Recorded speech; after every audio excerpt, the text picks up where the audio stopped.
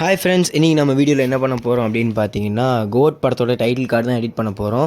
So இதை வந்து create பண்ணுறதுக்கான எனக்கு ஒரு முக்கியமான ஒரு ஐடியா கிடச்சது வந்து நம்ம சாய் சரண் சேனலில் யூடியூப் சேனல் அண்ணன் தான். ஸோ அவங்க தான் எனக்கு வந்து இந்த ஐடியாவே அந்த வீடியோ பார்த்ததுக்கப்புறம் தான் எனக்கு தோணுச்சு. ஸோ உங்களுக்கும் சொல்லித்தராமே தான், வாங்க பார்க்கலாம்.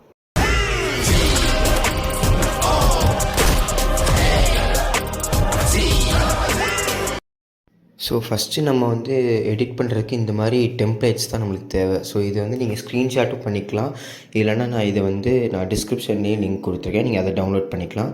ஸோ இந்த மாதிரி ஒரு ஃபோட்டோஸை வந்து நம்ம ஃபோட்டோஸை வந்து ஃபேஸ் ஸ்வாப் பண்ணி நம்ம வைக்கணும். ஸோ இதோட மெயின் வந்து கூகுளில் போய் நீங்கள் ஃபேஸ் ஸ்வாப் தான் பண்ணணும். ஸோ இதோட எடிட்டிங் பார்த்தீங்கன்னா கொஞ்சம் ஈஸியாக தான் இருக்கும். ஸோ வாங்க பார்க்கலாம்.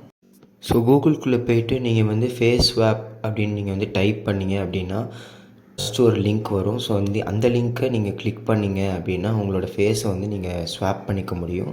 ஸோ அதோட ப்ராசஸ் வந்து எப்படின்னா, இந்த மாதிரி ஃபஸ்ட்டு பாக்ஸில் வந்து நீங்கள் எந்த இமேஜுக்கு ஃபேஸ் ஸ்வாப் பண்ண போகிறீங்கன்னா அதை வச்சுக்கோங்க. அடுத்து நீங்கள் உங்களோட ஃபேஸ் ஏதாவது நீங்கள் இருந்துச்சுன்னா அது வந்து ஒரு ஹெச்டி இமேஜாக வந்து நீங்கள் இது பண்ணிக்கலாம்.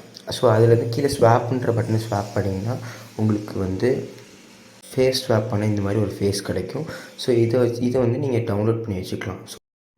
ஸோ நெக்ஸ்ட்டாக என்ன ப்ராசஸ்ன்னு பார்த்தீங்கன்னா, நம்ம ஏஐ பண்ண இந்த மாதிரி ஃபேஸ் எல்லாம் வந்து நான் ஒரே ஆர்டரில் அரேஞ்ச் பண்ணி 0.1 செகண்ட்ஸில் வந்து நீங்கள் அரேஞ்ச் பண்ணிக்கலாம்.